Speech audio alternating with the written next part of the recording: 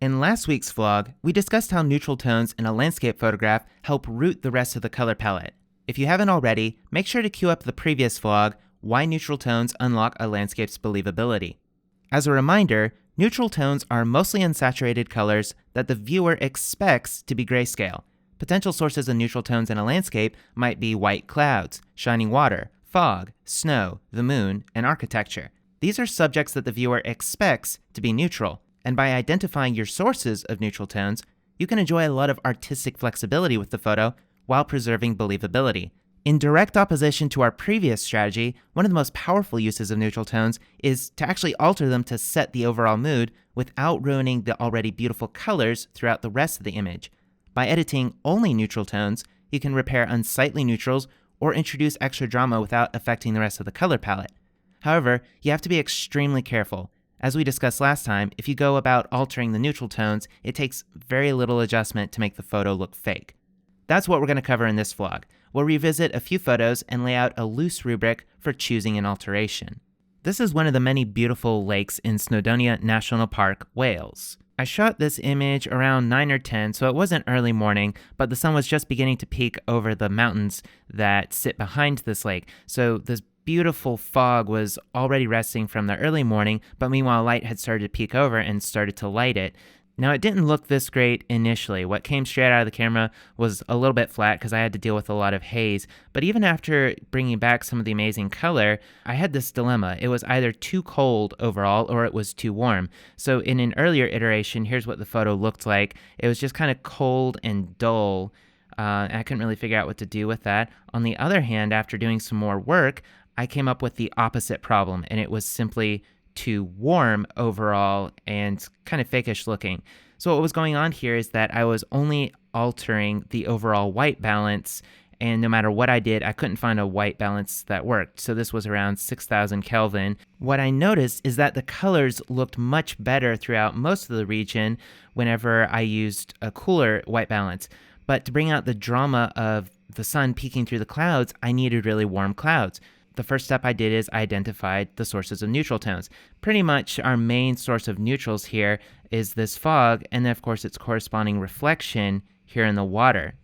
But also you'll notice that it's not all the same shade of neutral. Over here on the left, we have a really warm neutral, and over here on the right, we have a really cold one, and that's preserved even in the unedited version, although it's a little bit hard to see because of all that haze. So what I decided to do is to just push this difference even more so. So let me take off some of these adjustments so you can see what it looks like before doing some individual toning. I started out with the image overall very cold. This is one of my favorite techniques. I start with an image cold and dark, and then I slowly lighten just parts of it and warm up other parts.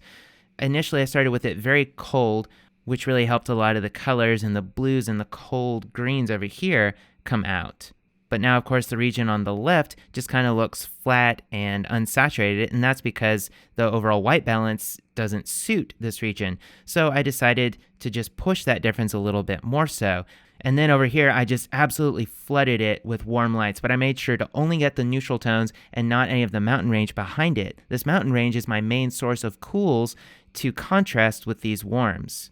So although there are a lot of other adjustments going on here, the biggest one was separating these two regions of neutral tones. The region over here, which is cooler neutrals, and then the region on the left. And by separating those two and pushing the difference, it allowed me to create a very balanced image that has a lot of drama, either here in the beautiful sunlight that's just exploding, or here on the right where we have these cold, receding clouds of fog. Not only can neutral tones be used to communicate the temperature of the day, as in the shot of Snowdonia where the really warm fog was used to communicate the temperature difference between that and the colder regions, it can also communicate the time of day. This is a shot of Mount Bachelor over the Cascade Lakes just outside Bend, Oregon. This shot is absolutely exploding with color, and I remember this being a turning point during that trip. It was the first time I'd really seen that much color at twilight. Of course, the star of the show is this beautiful mountain peak back here, those beautiful pinks and the snow, but even here in the foreground, this beautiful green moss, and then of course the blue water. So many beautiful colors in this region. Unfortunately, when I came back to post-production, I had so little to work with If I turn off all the adjustments, it's pretty ugly. It's got that typical night look to it because everything's too green and too warm. Now, with a little bit of exposure fixes, I got it to this point. This white balance is based on the snow on top of the mountain. I used that as my reference, as we talked about in last vlog. Unfortunately, that made everything way too green and too warm. So overall, I felt like it was really chilly, and yet it was somehow warm. And really the only way to solve that conundrum is to color things differently and to take advantage of the fact that pinks have a similar warming effect to warming up the temperature. So I started by correcting the white balance of the entire image to make it much cooler overall and add a little bit of pink. And let me show it to you before I went and made adjustments separately to the sky.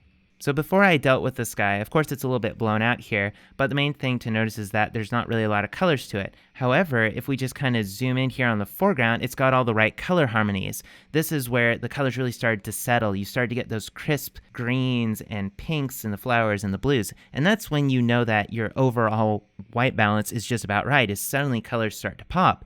But the scene up here suddenly looks awful.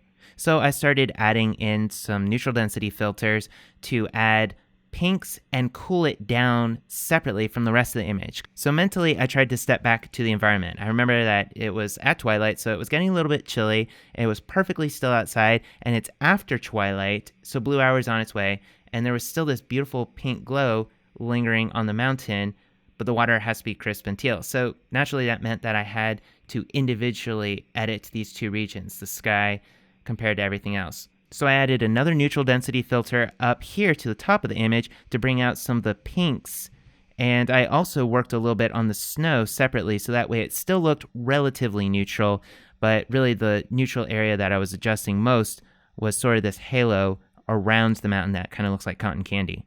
Then afterwards, I came back to the mid-ground water and desaturated it just a little bit and introduced some pinks to it, but not too much because I love the teal color.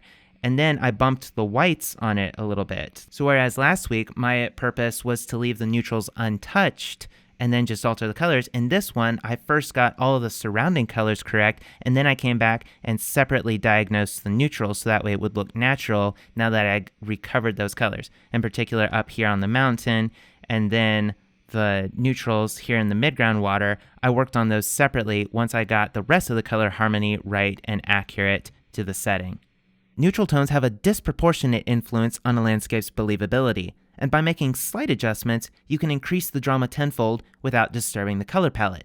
Now, to choose the appropriate adjustment, it's important to recall certain elements of the environment, like the temperature, the weather, and time of day, so you can exaggerate the mood as naturally as possible.